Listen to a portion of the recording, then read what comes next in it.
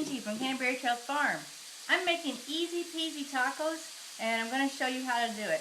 I came up with this recipe a long time ago when my oldest was about 4 years old. He's now almost 23 and this has still been a family hit. The reason why I did this the way I did it is because he was going through an ultra picky stage where basically all he wanted to eat was homemade oatmeal with boiled apples in it.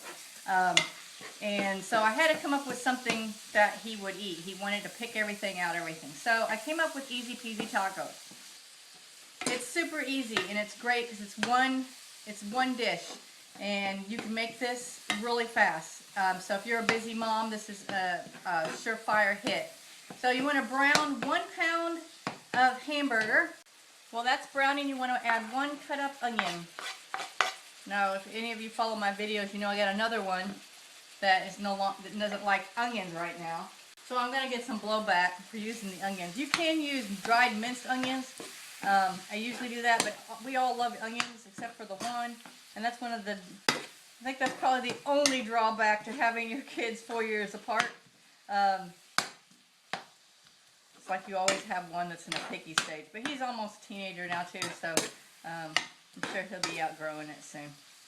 So here I'm just cooking my hamburger, making sure I'm getting it all chopped up good. So the awesome thing about this is you can serve this over Fritos or tortilla chips. We do that for a Frito pie or a taco pie or a taco salad. I also, yes, have just dumped this on beds of greens too for like a taco salad. And everything is going to be contained in this one skillet except for the cheese and either the chips or the tortillas if you want to serve it on tortillas. You want either 1 can or 1 pint jar of diced tomatoes, and don't drain those. You want that juice here.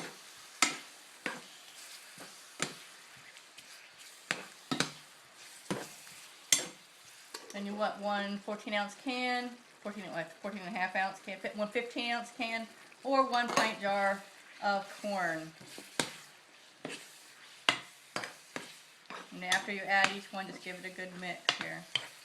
You want 1 15-ounce can, or you want 1 pint jar of black beans, drained. And I do have videos on how to can black beans.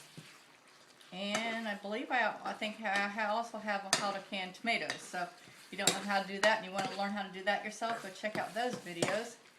So mix all that up.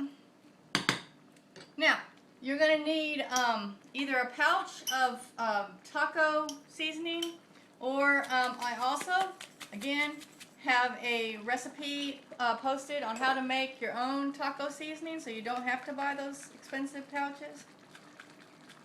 And so if you're using the homemade seasoning, you're going to need 2 tablespoons.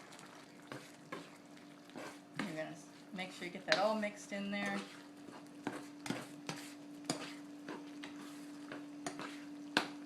Okay, if you're in a hurry, you could go ahead and serve it just right now.